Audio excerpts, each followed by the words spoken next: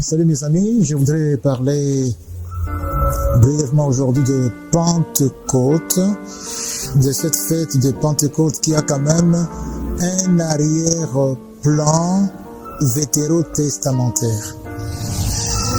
L'Ancien Testament, avec l'année hébraïque, avait 3 solennités.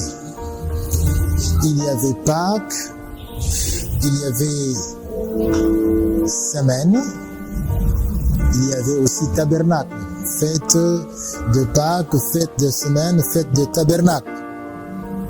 Et celle qui nous intéresse aujourd'hui, c'est la fête de Semaine. Pourquoi fête de Semaine? C'est que sa date était fixée à 7 semaines. Donc après 7 semaines, donc on avait cette date fixée, on avait l'offrande qu'on avait de la gerbe qui était cueillie, des prémices de l'orge, symbole de la consécration de la moisson. Alors, à cette date qui venait après les 7 semaines, on avait la fête que les uns célébraient pendant un jour, les autres pendant 2 jours. Et on avait donc la fête des semaines. Quand est-ce qu'elle avait lieu? C'était après 7 sabbats, et le premier jour de la semaine qui venait, on célébrait cette grande fête juive.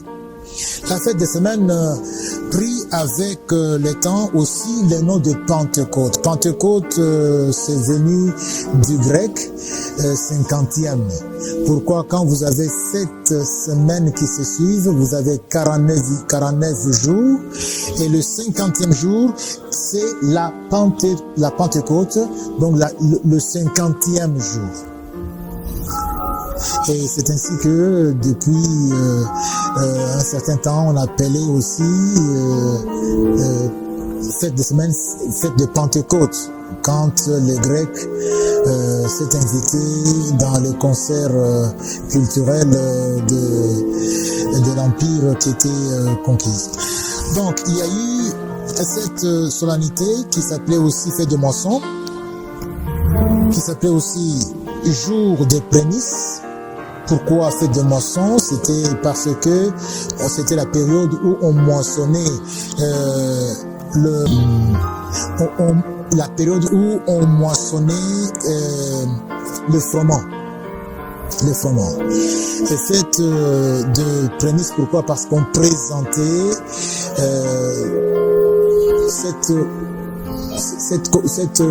à cette occasion les prémices au Seigneur. On offrait, on présentait une gerbe qu'on secouait d'un côté comme de l'autre. Donc nous avons cet arrière-plan vétérotestamentaire, mais aussi il y a Pentecôte. Il y a eu la Pentecôte décisive qui est maintenant restée fête de Pentecôte dans les milieux chrétiens connus mondialement. C'est la Pentecôte qui eut lieu après la résurrection et l'ascension, bien sûr, du Seigneur Jésus. Donc la Pentecôte qui vint après ces 2 événements là est très décisive. Pourquoi? Parce que les Juifs de partout étaient venus pour célébrer comme cela se fêtait, pour célébrer Pentecôte à Jérusalem. Et ce jour-là, vers 9h, le Saint-Esprit est descendu. On parle de l'effusion du Saint-Esprit sur les 12 apôtres, mais aussi sur les plus ou moins 120 disciples qui étaient là. Nous devons noter que cet événement eut lieu sans distinction de quoi que ce soit.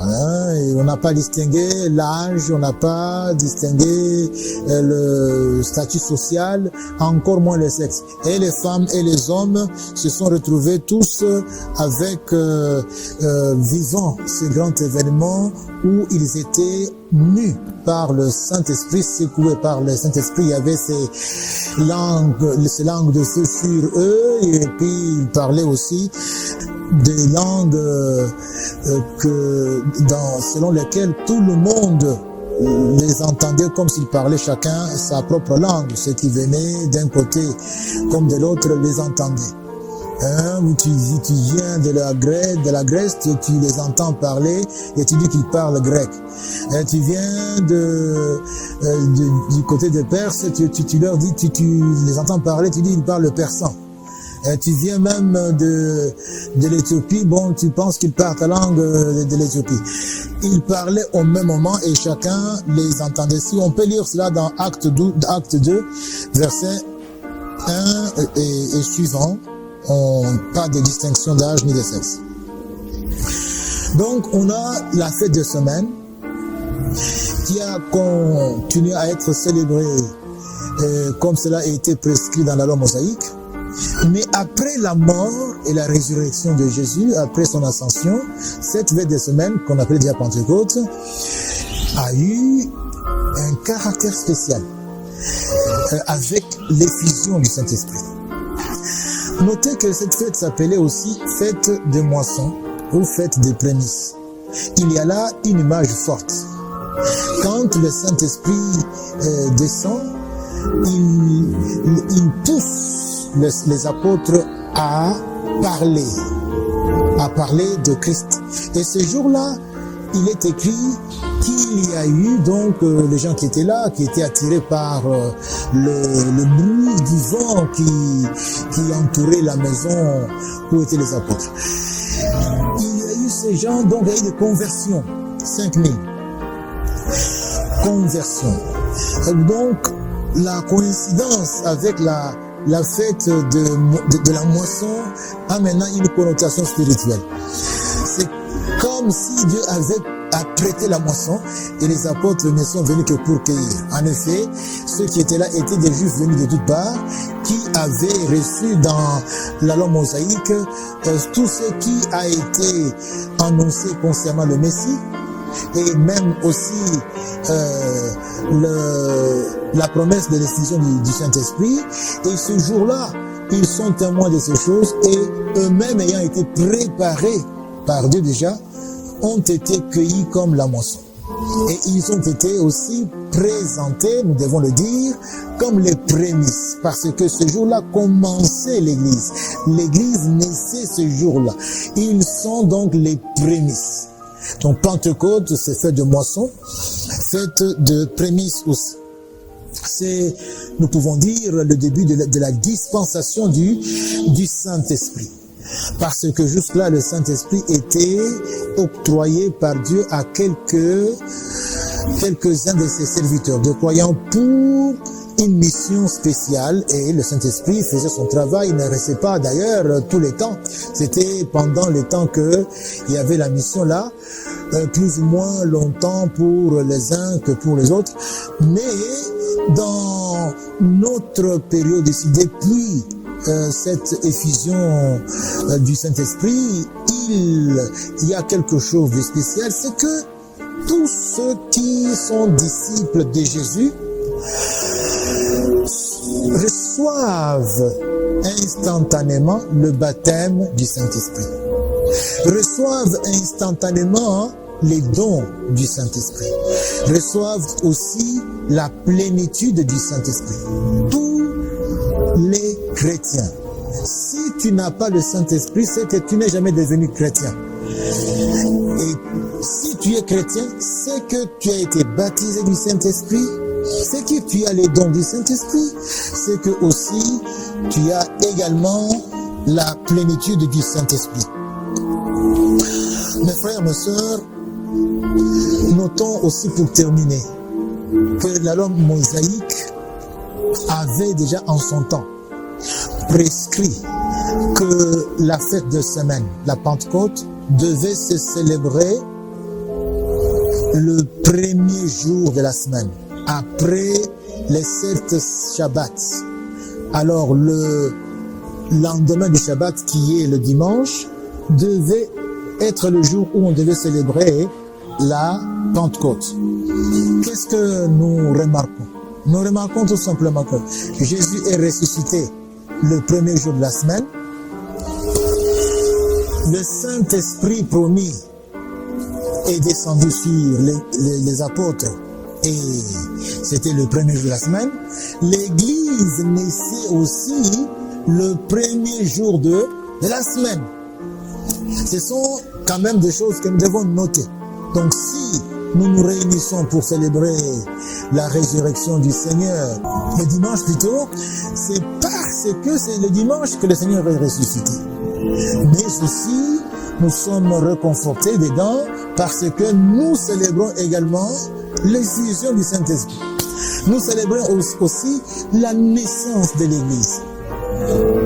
Ici, je voulais lever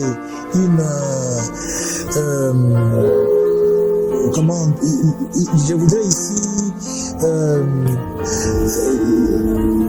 un peu séparer, distinguer et éviter les querelles qu'il y a parfois à cause du Shabbat. Non, le Shabbat, nous n'avons pas à subir le Shabbat. C'est un jour comme les autres. C'est qu'il y a quelque important et que si tu veux te reposer le Shabbat, libre à toi, repose-toi si tu veux, mais ne m'interdis pas à moi qui ai choisi le dimanche pour célébrer la résurrection du Seigneur, pour célébrer la Pentecôte, pour célébrer le commencement de l'Église, et je choisis le jour que je veux pour me reposer. Moi en tout cas je me repose le lundi, toi tu peux te reposer le mardi. On ne peut pas rester lié au jour de la semaine. Nous avons dans ce domaine-là toute la liberté. Donc nous avons vu dans la loi mosaïque, c'était la fête de semaine. Et maintenant, quand nous sommes passés dans le Nouveau Testament, nous n'avons plus les rituels, les rites avec les gerbes qu'on secoue à gauche et à droite. Nous, on a autre chose à la place. Nous avons la nouvelle naissance qui s'accompagne du baptême du Saint-Esprit, qui s'accompagne des dons, qui s'accompagne de la plénitude du Saint-Esprit. Que le Seigneur vous bénisse et surtout pendant cette période, méditons. Méditons en lisant Acte 2. C'est une belle histoire qui est la nôtre. C'est le commencement de notre belle aventure avec le Seigneur des Seigneurs, notre Sauveur Jésus-Christ. Amen. Amen.